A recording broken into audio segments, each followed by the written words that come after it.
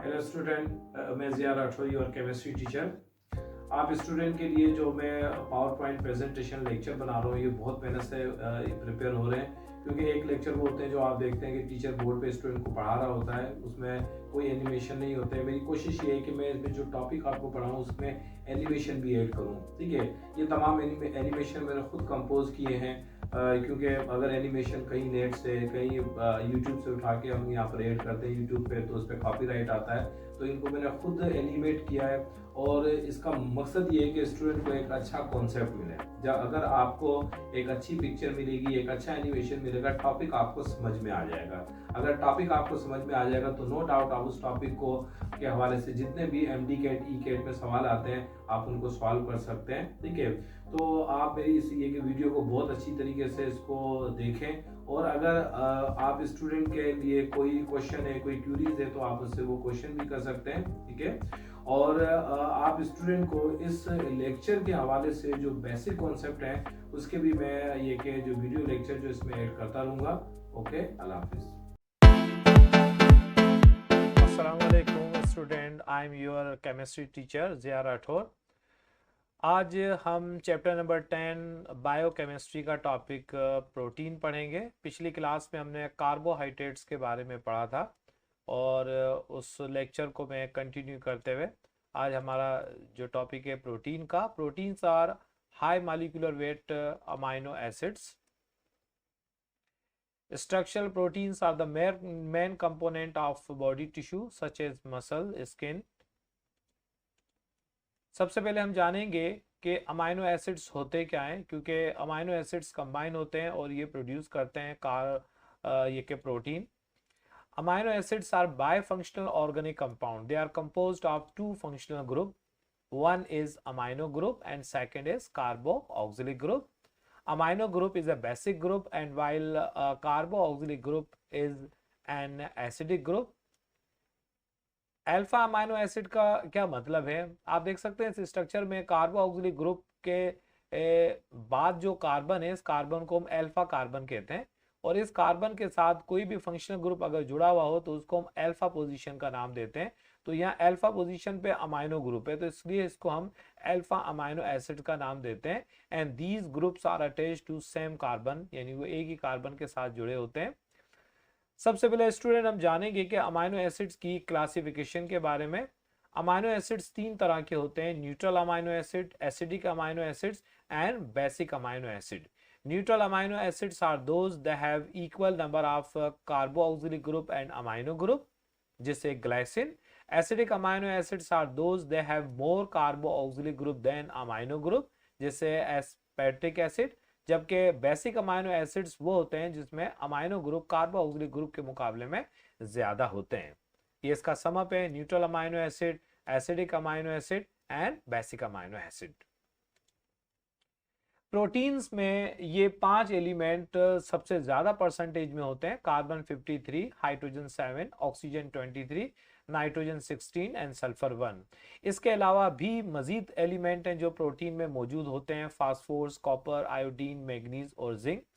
The proteins are high molecular weight polymers. इनका molecular mass 10,000 से लेकर और 50 मिलियन तक होता है। प्रोटीन की फिजिकल प्रॉपर्टीज पे बात करते हैं। प्रोटीन कलरलेस होते हैं, but some protein are present in different colour, जैसे हेमोग्लोबिन है, इसमें हीम ग्रुप होता है आयरन, इसलिए ये कलरफुल है। Otherwise the majority of the proteins are colourless, they are tasteless and amorphous. ये एमार्फस होते हैं, क्रिस्टलाइन नहीं होते। Next, they are amphoteric in nature. इसको मैं एक और नाम भी दे सकता हूँ कि प्रोटीन में या अमाइनो एसिड में एक प्रॉपर्टी होती है जिसको हम नाम देते हैं zwitterion effect. Dual nature, they have two characteristic, acidic and basic, because according to Bronsted concept they can donate a proton and they can accept the proton. The carboxylic group, it can donate the proton, and the amino group, it can accept the proton, so it is amphiteric in the nature. Next, ये पढ़ चुके हैं, इस पे भी बात हो चुकी है कि इसका molecular mass. Next the protein they are hydrolysed by acid, मतलब एसिडिक मीडियम में ये हाइड्रोलाइज होते हैं अगर हमारे पास सल्फ्यूरिक एसिड है या हाइड्रोक्लोरिक एसिड है। अदरवाइज एल्कलाइन ये मीडियम में एल्कली की प्रेजेंस में अगर सोडियम हाइड्रोक्साइड है तो उसमें भी ये हाइड्रोलाइज हो जाते हैं। Proteins they are coagulated by heat, अगर इनको हीट मिलती है then they are denature, ये अपनी नेचर को चेंज कर देते हैं, तो they are affected by heat. इसलिए कहा जाता है too much heating and washing the loss of the protein, अगर आप बहुत ज़्यादा सब्जियों को धोते हैं, अगर आप बहुत ज़्यादा सब्जियों को हीट करते हैं तो उसका प्रोटीन जो है वो लॉस हो जाता है। तो we should avoid to heat ये protein too much. Next the formation of the protein in plant, plant में जो प्रोटीन बनता है, प्लांट अपना प्रोटीन बनाते हैं नाइट्रेट से, कार्बोनेट से, कार्बन डाइऑक्साइड से, वाटर से, ये तमाम चीज़ें वो होती हैं जिसमें प्लांट अपना प्रोटीन सिंथेसाइज करता है। इसी तरह एनिमल जो है वो प्लांट से प्रोटीन आते हैं हासिल करते हैं और ख़ुद भी प्रोटीन की सिंथेसिस होती है। Second classification of protein is number 1 is simple protein, compound protein and dry protein. तीन तरह के प्रोटीन होते हैं। स्टूडेंट सबसे पहले हम बात करते हैं सिंपल प्रोटीन। सिंपल प्रोटीन्स क्या होते हैं? ये जस्ट अमाइनो एसिड्स होते हैं, जिससे एल्ब्यूमिन ये एक सिंपल प्रोटीन है जो अमाइनो एसिड से मिलकर बनते हैं और इनके बीच में जो बॉन्ड होता है जो इनको जोड़े रखता है that is polypeptide bond. And while conjugated proteins are those in which simple proteins are associated with additional functional group, simple protein के साथ कुछ और भी एडिशनल फंक्शनल ग्रुप होता है जिसको हम नॉन प्रोटीनियस पार्ट कहते हैं। इसको हम प्रोस्थेटिक ग्रुप का भी नाम दे सकते हैं, जैसे न्यूक्लियोप्रोटीन, न्यूक्लियोप्रोटीन में जो एडिशनल पार्ट होता है न्यूक्लिक एसिड होता है। ग्लाइकोप्रोटीन, इसमें जो एडिशनल पार्ट होता है कार्बोहाइड्रेट होता है। फास्फोप्रोटीन, इसमें जो एडिशनल पार्ट होता है नॉन प्रोटीनियस ग्रुप होता है तो वो फॉस्फोरिक एसिड होता है। And while the chromoproteins are those in which non proteinous part is haemoglobin, haem group, and lipoproteins are those they have non-proteinous part, lipids, oil and fats। एक बार तो फिर means के ग्लाइकोप्रोटीन्स वो होते हैं जिसमें प्रोटीन के साथ कार्बोहाइड्रेट्स लिंक होते हैं। इसका एक एनिमेशन भी देखें आप। जबकि ग्लाइकोप्रोटीन्स वो होते हैं जिसमें कार्बोहाइड्रेट्स प्रोटीन के साथ लिंक होता है। न्यूक्लियोप्रोटीन्स आर दोस्त जिसमें न्यूक्लिक एसिड और प्रोटीन, अब हम ये नहीं कह सकते ये सिंपल प्रोटीन है क्योंकि इस प्रोटीन के साथ एडिशनल फंक्शनल ग्रुप भी एसोसिएट है, नॉन प्रोटीनियस पार्ट। इसमें non proteinous part prosthetic group जो है वो न्यूक्लिक एसिड है, so they are known as the conjugated protein. इसको हम कंपाउंड प्रोटीन भी कह सकते हैं। ये आप इसका एक एनिमेशन देखें।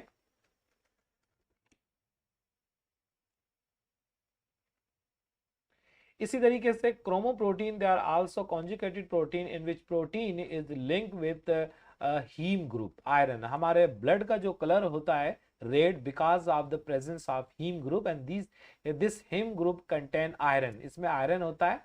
तो हेमोग्लोबिन ये कॉन्जुगेटेड प्रोटीन्स होते हैं और इसका भी एक एनिमेशन आप देख सकते हैं, कुछ इस तरीके से ये एसोसिएट होते हैं।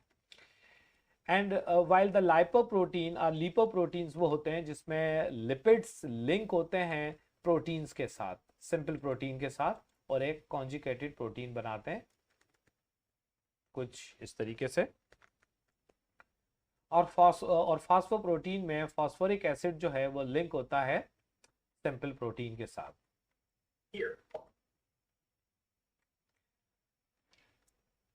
जी next the classification of protein on the based on function. अब हम इसकी नेक्स्ट क्लासिफिकेशन पढ़ने जा रहे हैं और ये क्लासिफिकेशन है फंक्शन की बेस पर, कि प्रोटीन को हम उनके काम उनके फंक्शन की बेस पर भी क्लासिफाई कर सकते हैं। अगर हम कहें कैटलिस्ट तो फिर ये एंजाइम है, स्टोरेज प्रोटीन भी होते हैं, ट्रांसपोर्ट प्रोटीन भी होते हैं और रेगुलेटरी प्रोटीन भी होते हैं। हम एक एक करके इसको पढ़ेंगे।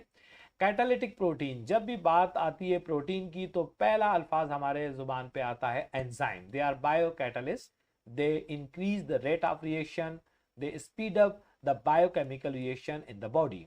जैसे स्टार्च को जो प्रोटीन तोड़ता है वो अमाइलेज होता है, प्रोटीन को जो डिकम्पोज उसमें डिकम्पोजिशन होती है वो प्रोटीएज होता है, लिपिड्स ऑयल और फैट्स को जो तोड़ता है वो लिपेस होता है। ये आप कुछ इसका animation. Next, storage protein. Storage protein that store the nutrients are are metal ion in the plant and animal. जो भी न्यूट्रिएंट्स हैं या मेटल के जो आयन है प्लांट और एनिमल में, उसको स्टोर करने का जो काम करते हैं ये स्टोरेज प्रोटीन करते हैं। जैसे एल्ब्यूमिन, ये एक स्टोरेज प्रोटीन है, ये अंडे में पाया जाता है और इसका वाइटल रोल यही होता है हमारी बॉडी के अंदर। इसी तरह कैसिन है, ये मिल्क के अंदर मौजूद होता है। Next, the transport protein. Transport proteins are those protein, they move the molecules, ions and substance across the membrane or in the blood stream. आप देख सकते हैं जो मुख्तलिफ किस्म के जो आयंस होते हैं, सोडियम आयन है, पोटेशियम आयन है, या एडिनोसाइन ट्राइफॉस्फेट है, या और दूसरे मॉलिक्यूल्स हैं, उनको ब्लड स्ट्रीम में उनकी जो मूवमेंट होती है उसमें एक वाइटल रोल परफॉर्म करता है, जैसे कि हेमोग्लोबिन। ये आप देख सकते हैं इन आयंस की movement. Next, the regulatory protein are hormonal protein, and these proteins play a crucial role in the regulating the function of body by transmitting the signal between the cell.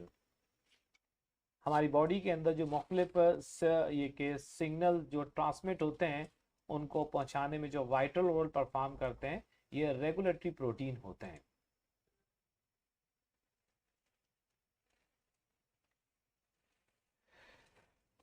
Student, दूसरी जो classification है, this classification is based on structure. Structure की base पर protein को classify किया है 4 हिस्सों में: primary structure, secondary, tertiary and quaternary structure of protein. जो प्राइमरी स्ट्रक्चर होता है इसमें अमाइनो एसिड्स, मुख्तलिफ किस्म के अमाइनो एसिड जो हैं वो आपस में जुड़ते हैं एंड और इनके बीच में जो बॉन्ड होता है वो पेप्टाइड बॉन्ड होता है और बहुत सारे पेप्टाइड बॉन्ड मिलकर ये पॉलीपेप्टाइड लिंकेज बनाते हैं।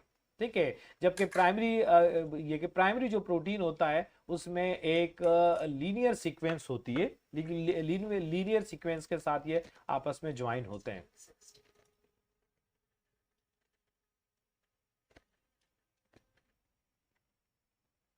नेक्स्ट, सेकेंडरी स्ट्रक्चर आप देख सकते हैं इसमें ये alpha helix and beta sheet ये दोनों आपस में ज्वाइन होते हैं और इनके बीच में जो बॉन्डिंग होती है वो हाइड्रोजन बॉन्डिंग होती है। हम इसको वैन डर वाल फोर्स भी कह सकते हैं, जो कि इसकी एक टाइप है। Next, tertiary protein, it refer to the 3-dimensional arrangement of folded and refolded polypeptide chain and the stability of the molecule is due to presence of force among polypeptide chain। इनके दरमियान में salt bridge भी होता है जो कि ionic bond होता है, डाइसल्फाइड ब्रिज जो होता है जो कि कोवेलेंट बॉन्ड होता है, वैन डर वाल फोर्स होती है और जो कि एक वीक फोर्स होती है हाइड्रोजन बॉन्डिंग, जैसे मायोग्लोबिन। ये आप देख सकते हैं कि हाइड्रोजन बॉन्डिंग किस तरीके से ये हाइड्रोजन बॉन्ड बनाते हैं। डाइसल्फाइड बॉन्ड एक कोवेलेंट बॉन्ड है और इसी तरीके से आयोनिक बॉन्ड बनता है, जबकि क्वाटरनरी प्रोटीन में ये के 4 फोल्ड होते हैं। स्टूडेंट, आज हमने प्रोटीन के बारे में पढ़ा है। अगर आपको इस टॉपिक के हवाले से कोई भी क्वेश्चन है, क्यूरीज है, तो आप मुझसे सवाल कर सकते हैं। इंशाल्लाह नेक्स्ट क्लास में हम लिपिड्स के बारे में पढ़ेंगे और इससे पहले मैंने कार्बोहाइड्रेट पे एक लेक्चर अपलोड किया है, मैं इसकी लिंक भी ये के डिस्क्रिप्शन में दे दूंगा, आप उसको भी देख सकते हैं। ठीक है, आज के लिए इतना ही काफ़ी है। अल्लाह हाफिज़।